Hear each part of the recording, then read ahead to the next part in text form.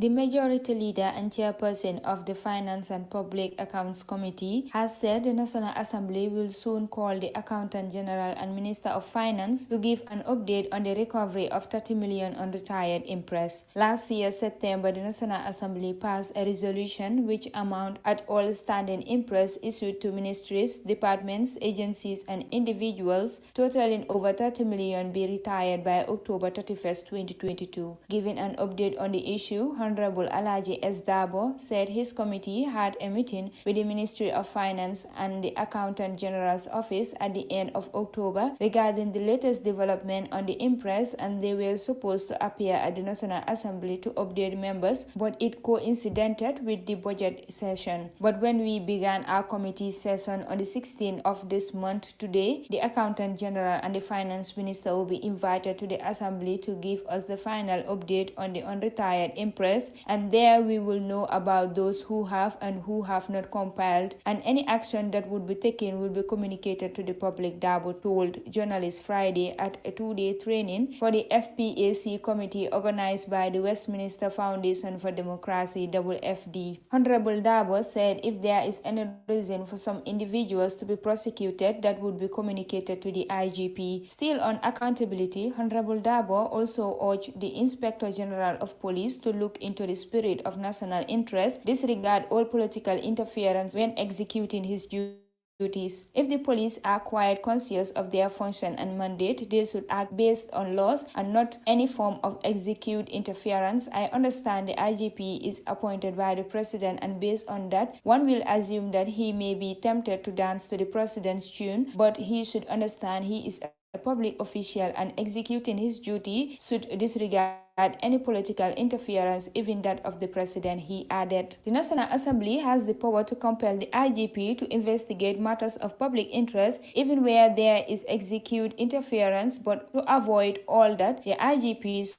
should be willing to execute his duties without any interference. The executive having political will, and will be difficult to have a private member bill passed, given that the fact that the same government is having the majority in parliament, and it is obvious that no member of the ruling party will come up with private member bill to legislate that, he said. Audit reports commenting on the lack of accountability when it comes to audit reports, Dabo added, the National Assembly can only look at reports and make recommendation and forward it to police for prosecution. So it is one thing to do our work, but another for action to be taken against anyone found wanting. He further stated that when it comes to accountability, the country should do away with issues of maslaha, and any report that is approved by the Assembly and recommendation are made for prosecution, it should be acted upon without any interference. This is the only way we can hold people to account. The WFP country representative, Mari Jobate, said the training focused on the key thematic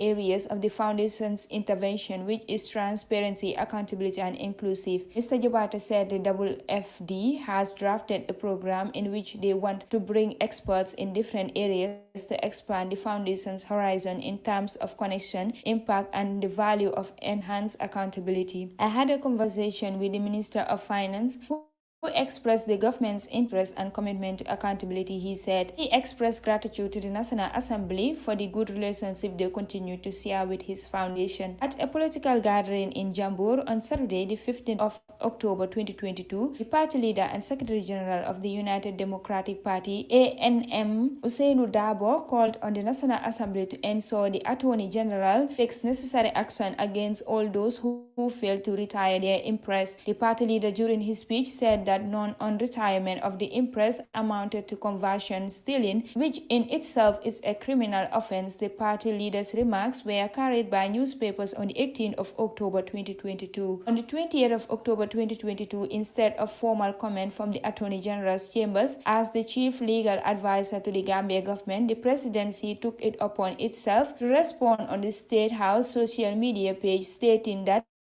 the alleged unretired impress totaling to some 31 million were disbursed during the year 2007 to 2015 period, and further stated this was before the presidency of President Adama Barrow. The Barrow administration is in effect disowning any responsibility in relation of the unretired impress. What Gambians expect is ambiguous statement from the Barrow administration that it will take vigorous measures to ensure that the impress are properly accounted for and not to be dodging from its responsibility in this very serious matter of probity and accountability. In fact, President Barrow readily takes credit for state-funded projects initiated or launched by the previous administration. Two events come to mind: the opening and inauguration of the Senegambia Bridge, as well as the inauguration of the Sukuta Jambanjeli Road. Story from the Standard newspaper and the Point newspaper. Reporting for In-Depth Media, I am